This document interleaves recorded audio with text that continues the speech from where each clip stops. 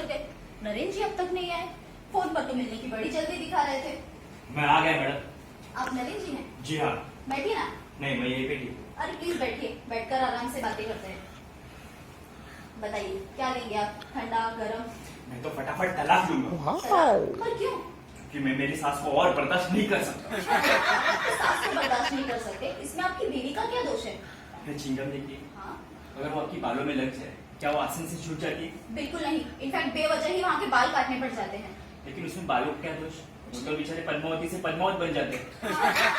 अच्छा, यानी मेरी माँ चिंगम है? तुम्हारी नजर में तो सिंगम है। हाँ होगी, मजाल है जो उसके रहते कोई मुझ पर टेढ़ी नजर डाल जाए। देखा मैडम? हाँ, पर इसमें आपको क्या टेंशन है? आप तो उनके दामाद है ना। वो मुझे अपना दामाद तो मानती है, लेकिन इसका पति नहीं ना। क्या मतलब? मैं आपको समझाता हूँ। जी। एक दिन मैं बड़े रोमांटिक मूड में था। मैंने इसे प्यार से गले लगाया और ये नखरे से बोली। अरे हटो जी। तो मैंने इसकी बाह पकड़ी और इसे प्यार से मरोड़ी। उई माँ। बस इसके इतने कहने से ना जाने वो चंडिका हमारे कमरे में कैसे प्रकट हो गई और इसकी बाह ऐसे छुड़ा के मेरी बाह को ऐसे मरोड़ा कि मुझे मेरी नानी याद आ गई। और मुझे वार्निंग भी दी, खबरदार मेरी बेटी को फिर से हाथ लगाया तो। अरे ये तो वाकई गलत है। इन्हें अगर आप हाथ नहीं लगाएंगे तो और कौन लगाएगा? इसकी माँ की और इसकी माँ से पूछो। मेरी माँ से क्या पूछना है? और मैडम, आपके इन्हें कम समझती हैं। मैं आपको एक किस्सा सुनाती हूँ। एक दिन है ना, हम सब एक ज्ञानी बाबा का प्रवचन सुनने गए थे। वहाँ बाबा जी ने पूछा कौन कौन स्वर्ग जाना चाहता है, तो सबसे पहले इनका हाथ ऊपर गया। और जैसे ही इन्होंने देखा कि मेरी माँ ने अपना हाथ खड़ा किया तो इन्होंने अपना हाथ नीचे कर लिया। मैंने इनसे पूछा, ओ जी आपने आपका हाथ क्यों नीचे किया? तो जानते हैं ये क्या बोले? क्या बोले? ये बोले, अगर तुम्हारी माँ वहाँ के सर को निकल गई तो मेरा सर तो यही बन जाएगा। तो क्या गलत बोला मैंने? मैं आपको और एक किस्सा सुनाता हूँ। एक दिन मैं फिर से बड़े रोमांटिक मूड में था, तो मैंने बोला, जानू मैं तुम्हारे लिए जान भी दे सकता हूँ।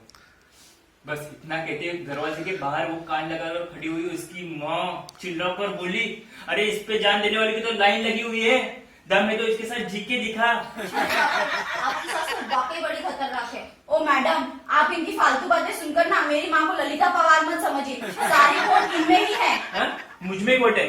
क्या खोट है बताओ जरा। हाँ बताऊं? तो एक मिनट सुनिए। ये जो इतना कहते हैं ना, मैं बड़े रोमांटिक मूड में था, रोमांटिक मूड में था, इनसे पूछिए इन्हें रोमांस का मतलब तो पता है क्या? एक दिन ये ऑफिस से लौटे, इन्हें रिझाने के लिए ना मैंने बड़े प्यार से गाना गाया, बीड़ी चल जिगर से पिया, जिगर माँ बड़ी आगे है ना डिंगरिया। तो ये गाना सुनते ही जानते हो ये मुझसे क्या बोले? ये बोले, जानू इतनी एसिडिटी है तो कुछ लेती क्यों नहीं? नरेंद्र जी, ये क्या सही बात है? लेकिन इसकी वजह भी तो इसकी माई है। एक दिन मैं सावन में गाना गा रहा था, लगी आज सावन की फिर वो झड़ी है। वाह। लेकिन उतने में इसकी माँ आई और बोली, अगर जुलाब लगी है तो इलाज क्यों नहीं कराते? तुम्हारी हर बात मेरी माँ पर आकर के खत्म होती है। अगर मेरा बॉस चले ना तुम्हारी माँ को ही खत्म कर दूं। तुम मेरी माँ को खत्म करोगे? अगर सरकार ये मुझे एक खून माफ कर देना तो पहली फुर्सत में पहला काम मैं यही करूंगा। मुझे ना अब तुम्हारे साथ में रहना ही नहीं, तुम सर को। मैडम, आप तुरंत मेरा इस कातिल से तलाक करवाइए। तुम क्या तलाक करवाओगी? इससे पहले यही काम करने के लिए मैं यहाँ आया था। अरे ये तो तुम्हें जब तलाक दिलवाएंगी तब दिलवाएंगी, मैं तुम्हें अभी इसी वक्त तलाक देती हूँ। तलाक तलाक तलाक। देखा मैडम, देखा, बिल्कुल अपनी माँ की तरह बकवास करती है। मैडम, तुम्हारा नाम पूनम रस्तोगी है, महजे भी मानू नहीं। और वैसे भी अब ये 3 तलाक का मामला अनकॉन्स्टिट्यूशनल माना गया है, तो कॉन्स्टिट्यूशनल क्या है वो बताइए। वो अभी वकील साहब आते होंगे, वो आकर आपको बताएंगे। पर आप दोनों पहले ये बताइए कि आपका मामला क्या है? मैडम, यहाँ पूरी रामायण पढ़ दी और आप मुझे सुपर्णखा की नाक क्यों कटी? अरे ये क्या हमें तलाक दिलवाएंगी? चलो। अरे नहीं, कोई और जाने की जरूरत नहीं है। मैं तो सिर्फ इतना जानना चाह रही थी कि आप दोनों को तलाक की इतनी जल्दी क्यों है? आपने सुना नहीं, जल्दी का काम शैतान का होता है। और आपने सुना नहीं, कल करे सो आज कर, आज करे सो अभी। ठीक है, तलाक एज सुन एज पॉसिबल करवा दूंगी। अब ये मेरी भी रेपुटेशन का सवाल है, पर उससे पहले पूनम जी, आप मुझे ये बताइए कि आपको इनसे कितनी शिकायतें हैं? जितनी आपको हाफिज सईद से हैं। हाफिज सईद? अरे वो तो आतंकवादी है, तो आप क्या इन्हें कम समझती हो? अरे घर आते ही अपने शब्दों के ऐसे जहरीले बॉम्ब छोड़ते हैं कि घर की शांति नागासाकी हो जाती है। घर में अगर आतंकवादी घुसे पड़ेंगे तो बॉम्ब ही फूटेंगे ना। पहले उस आतंकवादी को घर से बाहर निकाल दो, फिर देखो क्या होता है। आपके घर में आतंकवादी रहते हैं? जी हाँ, जो रिश्ते में मेरी माँ लगती हैं। हाँ, अब आप ही बताइए मैडम, मैं अपनी माँ को घर से कैसे निकाल सकती हूँ? नरेंद्र जी, आप क्या घर जमाई है? नहीं, उसकी माँ घर ससाई है। घर सासाई वो क्या होता है? जैसे ससुराल में रहने वाला दामाद घर जमाई, वैसे बेटी के ससुराल में रहने वाली माँ घर ससाई। पूनम जी, आपका कोई भाई वगैरह नहीं है? है, क्यों नहीं है? अरे 2 भाई हैं, खूब खाते कमाते हैं अच्छे तरीके से, और मेरे पापा भी है, उनकी मोटी मोटी पेंशन आती है। अरे तब फिर आपकी माँ आपके साथ क्यों रहती है? वो मुझसे बहुत प्यार करती है ना, बचपन से उन्होंने ही मेरा ख्याल रखा है, अब कौन रखेगा यहाँ पर? अच्छा, मतलब आप अब तक नादान हैं। अरे तो फिर शादी की इतनी क्या जल्दी थी? मैं कोई नादान नहीं हूँ, दुनिया में क्या अच्छा क्या बुरा मुझे सब समझता है। अरे क्या घंटा समझता है आपको? नरेंद्र जी, आप सही कह रहे थे, आपको तलाक ले ही लेना चाहिए, और मैं आपको तलाक दिलाऊंगी, ये वादा है मेरा।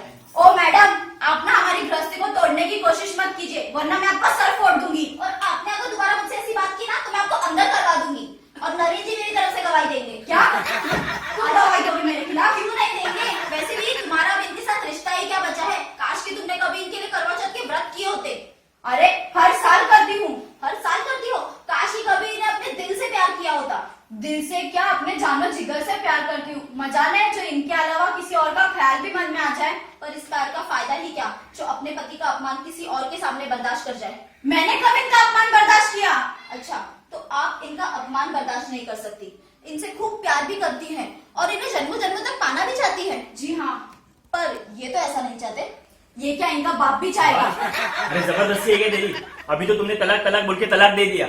मैं क्या मैं जमींदार हूँ जो मेरे बोलने से तलाक हो गया? आपने कहा तो इसी लेवल में था, और वैसे भी मेरे ख्याल से आपके लिए यही ठीक होगा, क्योंकि ये तो आपसे प्यार करते नहीं है। किसने कहा?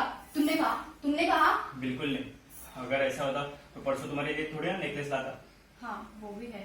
पर आपकी माँ की इज्जत तो नहीं करते ना? खूब करते हैं, तीज त्योहार बड़ों के आशीर्वाद के लिए सबसे पहले मेरी माँ के ही पैर छूते हैं। हाँ छूता हूँ, क्योंकि तुम्हारी माँ मेरी माँ समान है, लेकिन मैं उनका सम्मान खोते जा रहा हूँ, क्योंकि हमारी गृहस्थी और हमारे बीच के प्यार को वो पनप ही नहीं दे रही है।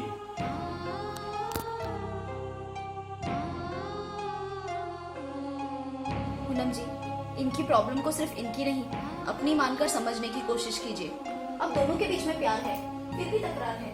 क्यों? आप कहती हैं कि आप समझदार हैं और दुनिया का अच्छा बुरा समझती है, तो फिर आपको माँ की बैसाखी की क्यों जरूरत है? मैडम, वो मेरी बैसाखी बनकर नहीं, मुझसे प्यार करती हैं, इसलिए साथ रहती हैं। क्या ये आपसे प्यार नहीं करते? करते हैं। एक शादी के बाद एक लड़की को किसके प्यार की जरूरत होती है? पति के। उसे किसके साथ अपनी जिंदगी गुजारनी होती है? पति के।